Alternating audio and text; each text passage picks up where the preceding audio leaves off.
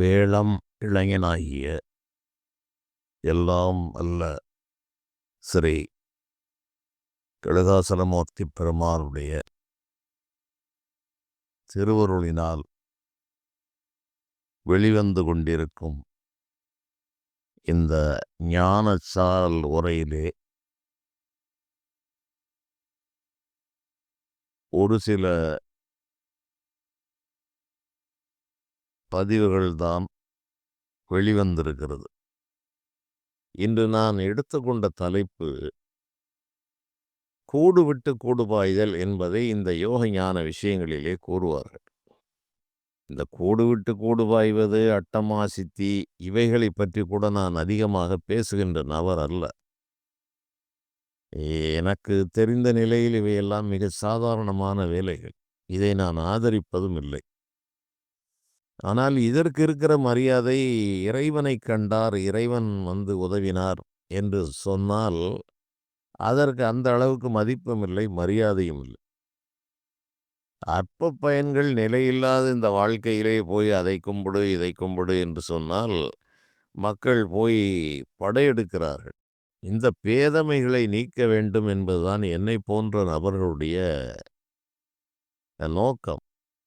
செய்யலாம், புற வழிபாடு செய்வதிலே தவறில்லை. அந்த புற வழிபாடு என்ற ஆரம்ப நிலையிலே நின்றுவிடக்கூடாது. இதைவிட மிகப்பெரிய ஞான சுரங்கங்கள் இருக்கிறது. நிரந்தரமான இன்பத்திற்கு வழி இருக்கிறது. அதை விட்டுவிட்டு நீங்கள் சாதாரணமாக அவ்வப்பொழுது தீர்வு கிடைக்கின்ற ஒரு விஷயங்களை நாட வேண்டாம் என்பதுதான் என்னை போன்றவர்கள் கூற விளைவது. ஆகவே இந்த அட்டமா சித்திகள், கூடு விட்டு கூடு பாய்தல், இன்னும் பல எண்ணற்ற வேலைகள் எல்லாம் இருக்கிறது. இவற்றையெல்லாம் புறந்தள்ளிவிட்டு மேலே சென்றுதான் ஞானம் என்ற நிலையை பெற முடியும், இறைவனுடைய அருளையும் பெற முடியும். இதை பயன்படுத்தலாம், பயன்படுத்தாமலும் இருக்கலாம். விவரம் தெரிந்தவர்கள் இதை அதிகம் பயன்படுத்துவதில்லை. திருமூலர் பெருமான் கூறாத விஷயங்களிலே அனைத்தையும் கூறியிருக்கிறார். ஆனால் அவர்கள் தங்கள் வாழ்விலே இதை பயன்படுத்தினார்களா என்றால் இல்லை. அவர்கள் மிகப்பெரிய ஞானமாகி அந்த ஞானத் தலைவன் ஞானத் தலைவரை நண்ணுவர் அன்றே என்று அவர் கூறுவார்.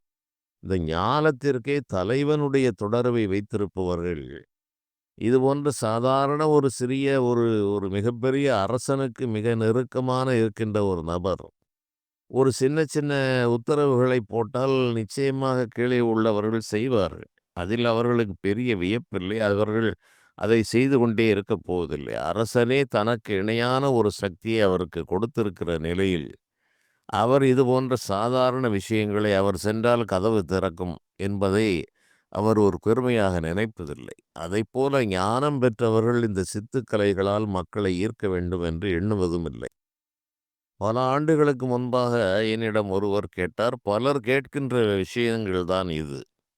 ஐயா, நீங்கள் கூடு விட்டு கூடு பாய்ந்திருக்கிறீர்களா? அவர் கொஞ்சம் ஆன்மீகத்திலே அப்படி இப்படி ஈடுபாடு. இது போன்ற நபர்கள், சாமியார்கள், இப்படி சித்தர் என்ற பெயருடையவர்களை எல்லாம் சந்திப்பார். பலரை பற்றி என்னிடம் கூறுவார். அந்த நிலையில் கூடு விட்டு கூடு பாய்ந்தது உண்டா என்றார். ஆம், நிறைய கூடு பாய்ந்திருக்கிறேன். நிறைய கூடு பாய்ந்து விட்டு தான் இப்போது இந்த கூட்டிலே பாய்ந்திருக்கிறேன் என்றேன். நிறைய கூடு பாய்ந்திருக்கிறேன் என்றவுடன் அவருக்கு, அப்படியா நிறைய கூடு பாய்ஞ்சிட்டீங்களா அப்படின்னாரு. ஆமையா, நாம் பிறவி எடுத்த காலத்திலிருந்து இதுவரைக்கும் கணக்கில்லாத கூட்டுக்குள்ளே பாஞ்சு பாஞ்சு கடைசியாக இப்போ இந்த கூட்டுக்குள்ளே பாஞ்சிருக்கேன் அப்படின்ன உடனே அவருக்கு அப்போத்தான் புரியுது. என்னையா நீங்களும் கூடு விட்டு கூடு தான் பாஞ்சிருக்கீங்க. இந்த உலகத்தில் இருக்கிற எல்லாரும் ஒரு கூட்டை விட்டுட்டு இன்னொரு கூடு, அது கல்லா புல்லாகி பூடாகி புழுவாகி மரமாகி என்று கூறியபடி எத்தனையோ உடம்புக்குள்ளே பாஞ்சு பாஞ்சு இப்போ ஒரு மானிட உடம்புக்குள்ளே பாஞ்சிருக்கும் ஐயா. இதில் என்னையா இருக்குது? கூடு விட்டு கூடு பாய்கிறது நீங்களும் செஞ்சுக்கிட்டு இருக்கீங்க, நானும் செஞ்சுக்கிட்டு இருக்கேன். உலகத்தில் உள்ள அவ்வளோ பேருக்கும் இந்த வேலை தானையா நடக்கு. மீன் முதல் எறும்பு வரை கூடு விட்டு கூடு பாஞ்சுக்கிட்டே இருக்குது. நீங்கள் கூட்டைத்தான் பார்க்குறீங்களே தவிர கூட்டுக்குள்ளே இருக்கிற அந்த உயிரை நீங்கள் பார்க்குறதில்ல. அந்த உயிருக்கு முன்னால் 2, 3 உடம்பு இருக்குது. ஸ்தூல உடம்பு வெளியே தெரியுது, சூட்சும உடம்பு, காரண உடம்பு என்று ஒன்று இருக்கிறது. அவையெல்லாம் மிக மிக நுட்பமானது. அதற்கு உள்ளே இருப்பது ஆன்மா. அந்த ஆன்மாவிற்கு வெளியே இருப்பது ஒளி உடல் என்ற பிரணவ தேகம். இந்த சூட்சும உடல் என்பது எல்லோருக்கும் உள்ளது. இந்த பிரணவ தேகம் என்ற ஒளி உடல் ஞானத்தால் உருவாவது. இப்படி பல தேகங்களுக்குள் இந்த ஆன்மா இருந்து கொண்டு வேலைகளை செய்யலாம். "ஆர்ப்பாய காயந்தன்னை ஆன்மான் என்று ஆட்டுமாறே" என்று சிவஞான சித்தியார் கூறுகிறது. அதுபோல இந்த மிகப்பெரிய ஆரவாரமான உடம்பை ஆட்டுவது கண்ணுக்கு தெரியாத ஆன்மா. அதனால் ஆன்மாவை பார், இந்த உடம்பைப் பார்ப்பதுதான் மனிதனுக்கு வழக்கம். "ஒருபொழுது உண்ணார் உடம்போடு உயிரை, ஒருபொழுது உண்ணார் உயிருள் சிவனை, ஒருபொழுது உண்ணார் சிவன் உரை சிந்தையை, ஒருபொழுது உண்ணார் சந்திரப்பூவையே" என்று திருமூலர் பெருமான் கூறுவார். அதுபோல இந்த உள்ளே இருக்கிற இந்த உயிரை பார்க்கின்ற ஒரு தன்மைகள் எல்லாம் இல்லை. அதுபோல இந்த நபர் கேட்டார், "கோடு விட்டு கோடு பாய்ந்தது." அப்படியெல்லாம் பாய்ந்திருக்கிறேன் ஐயா, பாய்ந்துதான் இந்த ஒரு கூட்டிலே இருக்கிறேன். இன்னும் எத்தனை கூடுகள் எல்லாம் பாய வேண்டும் என்பது எனக்கு இறைவன் உணர்த்தி இருக்கிறார். பாய வேண்டுமென்றால் பாயலாம், கூடு வேண்டாம் என்றால் சில காலம் ஓய்வு கொடுக்கலாம். இந்த வேலை தினந்தோறும் நடந்து கொண்டிருக்கிறது. அதை முதலில் நீங்கள் புரிந்து கொள்ளுங்கள். இந்த கூட்டை விட்டு இந்த சூக்கும சரீரம் தினந்தோறும் வெளியே போகிறது. இந்த ரகசியத்தையே புரியாத ஒரு நிலையில்தான் மனிதர்கள் நீங்கள் இருக்கிறீர்கள். ஏதோ கூட்டை விட்டு போவது என்பது பெரிய ஒரு கம்பசூத்திரமாக நீங்கள் நினைக்கிறீர்கள். இறைவன் செய்த வேலையே தினந்தோறும் நம்மை அழிக்கிறார். படைத்தல், காத்தல், மறைத்தல், அழித்தல், அருளல்ங்கிறது என்றைக்கோ நடப்பதல்ல. தினமும் இந்த உடம்பை தூக்கி கொண்டு அலைவது சூக்கும சரீரம். அந்த சூக்கும சரீரம்தான் இந்த பளுவான உடலை 70 கிலோ, 80 கிலோ, 60 கிலோ, 90 கிலோ உள்ள இந்த பளுவான உடம்பை சுமையை தூக்குவது அந்த காற்று வடிவான சூக்கும சரீரம். அதைத்தான் ஆவி உடல், பூத என்று பல விதங்களில் கூறுவார்கள். சூக்கும சரீரம், பூதனா சரீரம் போனால் புரியட்ட காயம் என்றெல்லாம் அதற்கு பல பெயர்கள் உண்டு. இந்த நீராவி ரயில் புகை வண்டி இருந்த காலத்தில் பழுவான அந்த ரயிலை அந்த நீராவி தான், அந்த ஆவி சக்தி தான் இழுத்து சென்றது. அதனால் அதை ஆவி உடல் என்று கூறுவார்கள். அதற்கு அவ்வளவு வலிமை இருக்கிறது. காற்றுக்கும் ஆவிக்கும் அவ்வளவு வலிமை உண்டு. அதுதான் இந்த தூல உடலை தூக்கி சுமக்கிறது. அதற்கு சோர்வு வரும்பொழுது தான் நமக்கு நித்திரை வருகிறது. இதை கீழே போட்டுவிட்டு உறங்கலாம் என்று வருகிறது. ஆனால் அதற்குள் தான் மனம், புத்தி என்ற விஷயங்கள் எல்லாம் நுட்பமான விஷயங்கள் இருக்கிறது. அந்த மனம் ஓய்வு பெற்றாலன்றி அது கனவு நிலையிலே கொண்டு போய் வைக்கும். அதுவும் இறைவன் இவனை விடுவதே இல்லை. பூலோக நினைவு போனால் கனவுலகத்திலே நெடுநேரம் சஞ்சரிக்க வேண்டும். அதன் பிறகு ஆழ்ந்த உறக்கம் என்பது 1 மணி நேரம், 2 மணி நேரம் இருக்கும். அது மிக மிக விரைவாக கடந்து போய்விடும்.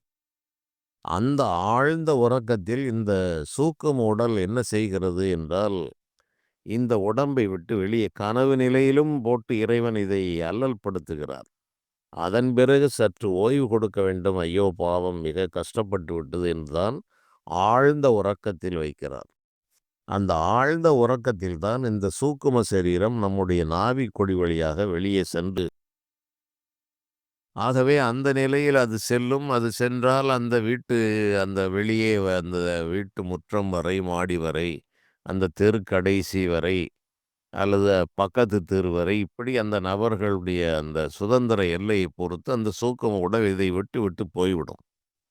ஆனால் இதை விட்டு விட்டு போனாலும் மொபைல் ஃபோனுக்கு எப்படி சிக்னல் இருக்கிறதோ, அதுபோல இந்த ஸ்தூல உடலுக்கும், சூட்சும உடலுக்கும் அந்த சிக்னல் இருந்து கொண்டே இருக்கும். இவரை 2 முறை சத்தம் கொடுத்தவுடன் ஒரு நொடி பொழுதில் அது இங்கு வந்து சேர்ந்துவிடும். அதனால் அந்த காலங்களிலே தூங்குகின்ற நபர்களை எழுப்பும்போது நிதானமாக எழுப்புங்கள் என்றெல்லாம் கூறுவது உண்டு. காரணம் என்ன என்றால், ஆழ்ந்த நித்திரையில் இந்த சூக்கும சரீரம் வெளியே போயிருக்கும். இவரை தடபட என்று அவரை எழுப்பினால் அந்த சூக்கும சரீரம் உடனடியாக வந்து இந்த உடம்புக்குள்ளே சேர வேண்டும். அவ்வாறு சேரும்போது அவசரமாக நுழையும்போது அது சரியாக பொருந்தாத நிலையில் சில நோய்கள் வந்துவிடும் என்ற இவ்வளவு ஒரு தொழில்நுட்பம் நம் நாட்டிலே இருந்திருக்கிறது.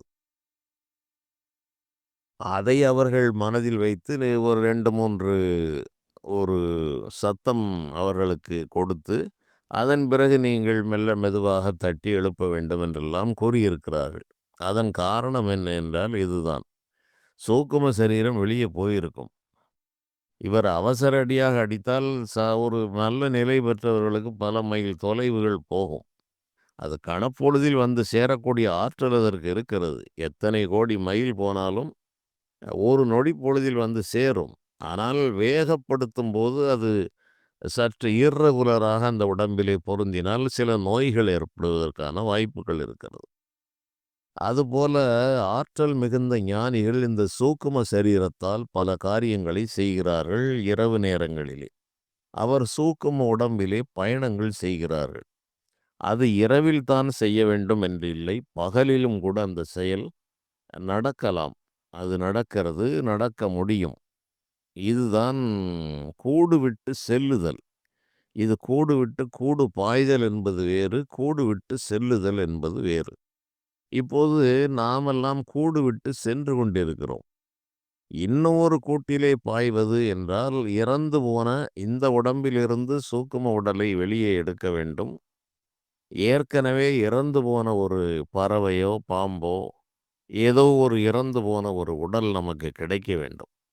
அந்த உடம்பிற்குள் சென்று சேர வேண்டும். அந்த உடலும் கெட்டுப்போகாத நிலையில் இருந்தால் சென்று உடனடியாக சேர்ந்து கொண்டு அந்த உடம்பிலிருந்து சில வேலைகளை செய்யலாம். ஏனென்றால் கருவி இல்லாமல் சில காரியங்களை செய்ய முடியாது. சூக்கும சரீரம் என்னதான் வலிவானதாக இருந்தாலும், இந்த கண்ணுக்கு தெரிகின்ற இந்த மாமிச உடல் தான் கருவிகள் இருக்கிறது. மைக் இருக்கிறது, எல்லாம் இருக்கிறது, ஸ்பீக்கர் எல்லாம் இருக்கிறது. மின்சாரம் இல்லாவிட்டால் பயனில்லை. மின்சாரம் இருக்கிறது, மைக் இல்லை, ஸ்பீக்கர் இல்லை என்றால் வெறும் மின்சாரத்தால் பயனில்லை. அதைப்போல இந்த மனித உடல் என்பது கருவி. இதன் வழியாகத்தான் அது செயல்பட முடியும். ஆகவே தான் உடல் மதிக்கப்படுகிறது, உடல் பாதுகாக்கப்படுகிறது. இந்த கருவி இல்லாவிட்டால் ஒரு காரியம் செய்வது கடினம். ஆகவே இந்த கண்ணுக்கு தெரிகின்ற உடலினுடைய முக்கியத்துவம் இதில் நாம் உணர்ந்து கொள்ள வேண்டும். ஆனால் இந்த சூக்கும சரீரம் இவ்வாறு வெளியே போவது, வருவது என்பது கூடு விட்டு கூடு செல்லுவது. இன்னொரு கூட்டிலே பாய்வது என்பது இறந்து போன கூட்டிலே பாய்ந்து சில வேலைகளுக்காக செய்வார்கள். அதற்கான உதாரணங்கள் நம்முடைய புராண இதிகாசங்களில் கணக்கில்லாமல் இருக்கிறது. அதையெல்லாம் கூறுவதென்றால் காலம் போதாத நிலை. இதுவே காலம் கடந்து போய்விடுகிறது. இது போன்ற நிலைக்காகத்தான் நான் இவற்றை குறைப்பது. அதுபோல ஒரு நிகழ்ச்சிகள் நடக்க முடியும். என்னுடைய வாழ்வில் நடந்த ஒன்றை நான் பல ஆண்டுகளுக்கு முன்பு நூலிலே வெளிப்படுத்திய விஷயம்தான். ஒரு 30, 35 ஆண்டுகள் இருக்கலாம். என்னுடைய அலுவலகத்தில் ஒரு 4, 5 பேர் என்னோடு வேலைகள் முடிந்துவிட்டால் சுற்றி அமர்ந்திருப்பார்கள். நான் என்னுடைய வேலைகளை முடித்து சில நேரங்களில் ஓய்வாக இருப்பது உண்டு. அவ்வாறு ஓய்வு நிலையில் மனம் ஒடுங்கிவிடும். இவர்கள் சுற்றிலும் இருந்தாலும் நான் அதைப் பற்றி சிந்திக்க மாட்டேன். அவ்வாறு ஒரு நாள் நான் மனம் ஒடுங்கி இருந்த நேரத்தில் ஒரு உடலிலே ஒரு அதிர்வு ஏற்பட்டது. ஒரு குலுக்கல், ஒரு வைப்ரேஷன். அந்த அதிர்வு ஏற்பட்டவுடன் இது எனக்கு அது அப்படி அப்படியே இருந்து கொண்டிருந்தது. அதற்கு முன்பாகவே இது போன்ற நிலைகள் எல்லாம் இருந்தது. அதை முழுமையாக என்னால் உணர முடியவில்லை. ஒரு 35 ஆண்டுகளுக்கு முன்னால் அந்த நிலை வந்தது. அந்த உடல் அதிர்வடைந்தவுடன் என்னுடைய நிலை என்ன என்றால், நான் ஒரு 40 கிலோமீட்டர் தொலைவில் உள்ள ஒரு ஊரிலே, ஒரு அரச மரத்துக்கு கீழே உள்ள பிள்ளையார் கோயிலிலே நான் நிற்கிறேன். எனக்கு நான் இருந்த ஊர் முற்றிலும் மறந்துவிட்டது. அதை நான் உணர்கின்ற நிலையிலே இல்லை. இந்த அரச மரத்து பிள்ளையார் கோயில் முன்பாக இருக்கிறேன். அங்கு மனிதர்கள் செல்வதை பார்க்கிறேன். இது பகல் மணி ஒரு 12 மணி, 12:30 மணி இருக்கலாம். மனித கணக்கிலே. பகல் வேளைதான். அங்குள்ள நபர்களை எல்லாம் பார்க்கிறேன். ஆனால் வேறு எங்கும் போகவில்லை. அந்த பிள்ளையார் ஆலயத்தின் முன்பு நின்று நான் வணங்குகிறேன்.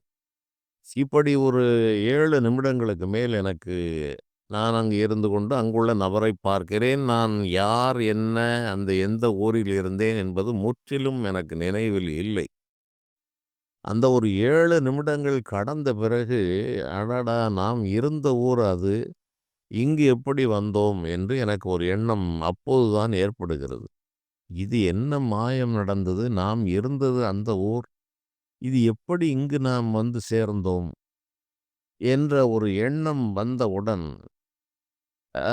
சிறிது நேரத்தில் நான் என்னுடைய உடம்பு இருந்த அந்த ஊருக்கு என்னுடைய சூக்கும உடல் சென்று விட்டது. அங்கே போய் சேர்ந்து விட்டது.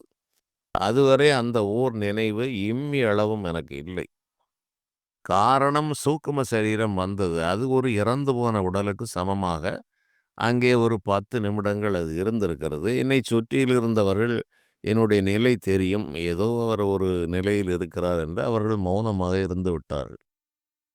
அதன் பிறகு நான் என்னுடைய நிதானத்திற்கு இந்த உடம்பிற்குள்ளே வந்து பார்த்துவிட்டு நான் கேட்டேன். அவர்கள், "என்ன சார், என்ன ஆயிற்று?" "சரி, வழக்கம் போல் நீங்கள் ஏதோ தியான நிலையில் இருக்கிறீர்கள் என்று நான் நினைத்து விட்டேன்" என்று அவர்கள் கூறினார்கள். எனக்கு புரிந்தது. இது ஏதோ மாயம் நடக்கிறது. கூட்டை விட்டு நாம் வெகு தொலைவு போய்விட்டோம்.